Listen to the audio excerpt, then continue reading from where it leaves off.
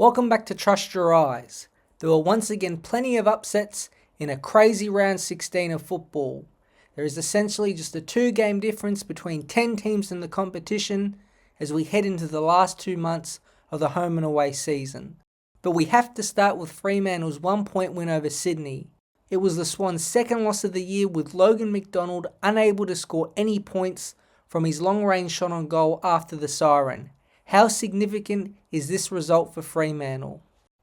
This was incredibly significant for Fremantle, but not in the way that I think a lot of you might be thinking.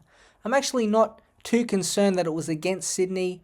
I'm just concerned that they got a win away from home because their top 4 chances are really high. They have 5 more games at Optus Oval. I said last week they needed to steal 2 or 3 on the road, and they have 1.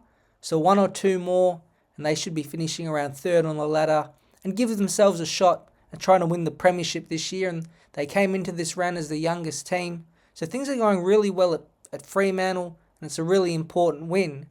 Now, I think the Swans have been just dropping off a little bit in the last month or so. They're having enough bursts in games to win those games, but to the big 3, I think Heaney's dropped away in the last 2 months. Chad Warner, for me, has bought into his hype a little bit. He's trying to do a little bit too much and trying to win the game with every possession instead of making the easy play. And I think Goulden's probably been the steadiest.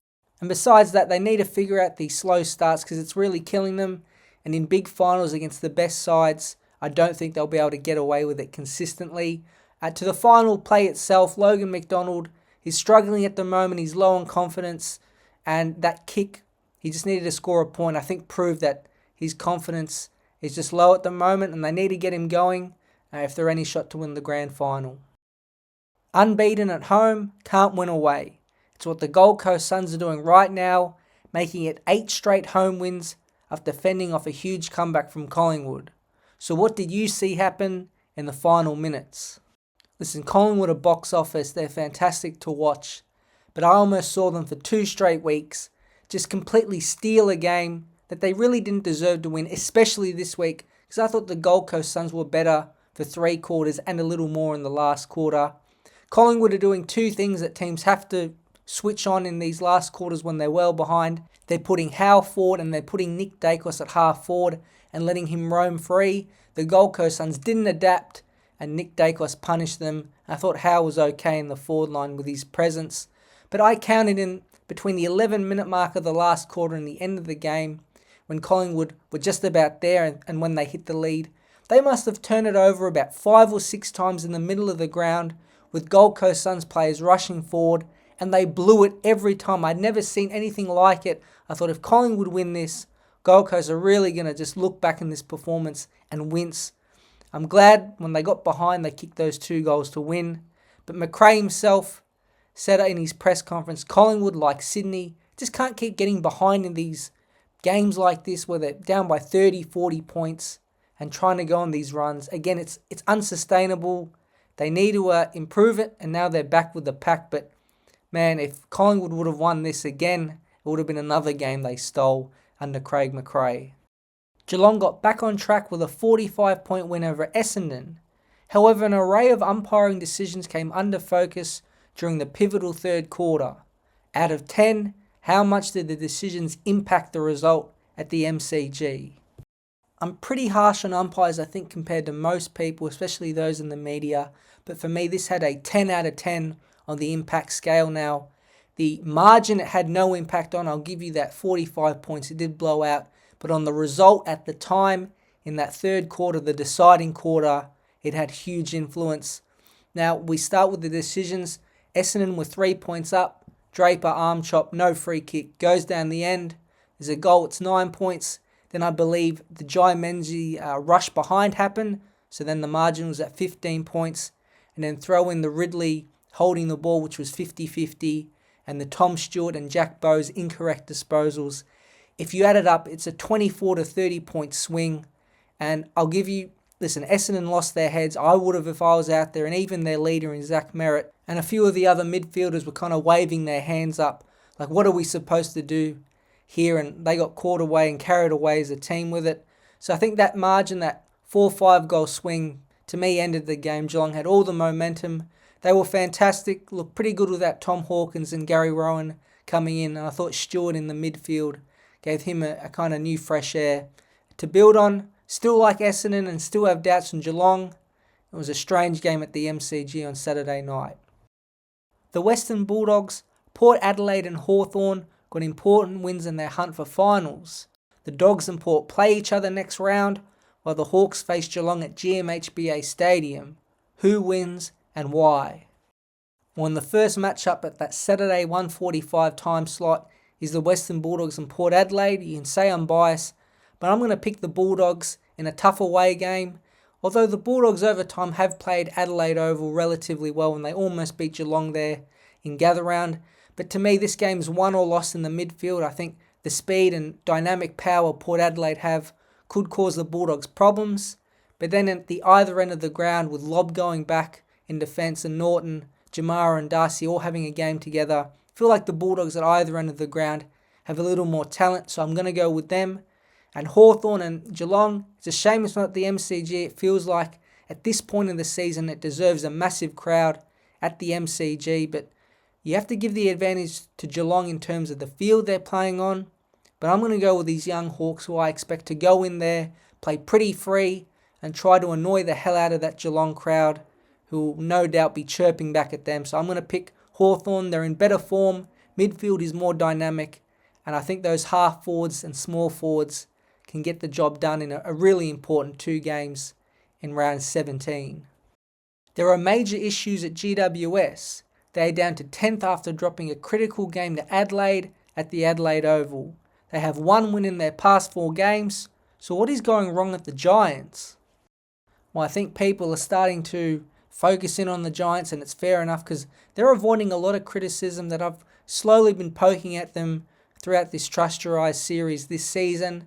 And their big problem is their offense. Forget about the defense and the midfield. They're getting nothing forward of the ball. They were, I think, in the first 5 rounds, top, if not one of the top 3 scoring teams. It's completely dried away. That wave we all know, which is similar to the way Collingwood and the old Richmond sides who won those premierships played with Whitfield and Ash. Josh Kelly, dynamic, fast through the middle, has completely dissipated. And I'm not really sure how, to be honest. And then to the actual players forward of the ball, Hogan's dropped off, Riccardi, Toby Green is a shell of himself. He's not just out of form for me. He kicked 60 plus goals last season. He looks no threat at the moment. And the small forwards, which I loved, in Toby Bedford, he's a tagger, and Brent Daniels can't get anything going. So if you look at the team holistically, everyone's out of form, and it makes sense that as a team, as a collective, they are out of form, and it would be a shock if they missed the top 8. I had them as a top 4 guarantee at the start of the season. For whatever reason, their form has completely dropped away, and Adam Kingsley in the post-game press conference looked pretty concerned, and it's fair enough. Brisbane held off Melbourne on Friday night. Bailey Fritsch's late snap went right and helped the Lions onto a 5-point win. On a scale of 1 to 10, how impressed were you by Brisbane's win? It was an important win, but impressive. I'm going to give it a 5 out of 10. To me, everything is so hard for this Brisbane team, and it feels like it's been like this for the last 3 or 4 years. I know Charlie Cameron dropped a mark, and I think there were 1 or 2 other kind of chances to create a goal that they messed up. They still have these strange lapses within games here and there, and Melbourne at the end with that Bailey Fritsch snap, could have won them the game, and they're pretty lucky that the umpire was on their side and paid that Neil Bullen deliberate out of bounds. On another day, it could have gone against them. I think it was there, but as we've seen over the past couple of weeks, strange things can happen. I actually thought that Brisbane deserved to win. I know they were behind by as much as 20 plus points, but that last quarter they thoroughly outplayed Melbourne, who stopped again. But again, lapses, slow starts, slow middle patches of the game, making easy chances seem hard. I'm just still not convinced about this Brisbane side about going all the way to become premiers or even reaching a grand final like they did last season. To finish off, how can anyone ignore Carlton? They have now won 5 straight games and are showing off big scoring power. Are they the real number 1 seed in the AFL? If you had asked me this question last week, I still would have put Carlton at number one even before Sydney's loss, and it hasn't really changed my mind. I think they're playing the best, most complete football in this team. I got a video coming out later this week as well, which will go into more detail. Dynamic duo in Cripps and Sam Walsh are firing at the moment. They were just dominant over a pretty weak Richmond midfield. They get to rest Tom De Koning. He should come back. And if he keeps playing the way he is, at the end of the season, he might not make the All-Australian team, but I think people will recognise him as the All-Australian ruckman. It's just because he had to play those games with Pitnet that he probably won't do enough to qualify. Everyone in their starting 22 is just about in their prime or reaching it. They don't have a lot of older players who are falling away or really young players trying to find their way. Their split between the turnover and stoppage game is unbelievable. Their clearance game is just about the best in the competition. They're flying right now. I can't really find a weakness in an exact position. I think maybe one of their small forwards and maybe Hollands on the wing is it. That's their only weak points in the competition, where everyone else has weak points. Even Sydney, we can point to their key forwards. So Carlton are flying. Premiership favourites for me right now, and we'll see if they can keep it rolling. Thanks for listening to Trust Your Eyes for round 16. Good luck to all your teams next week, and I'll be back soon.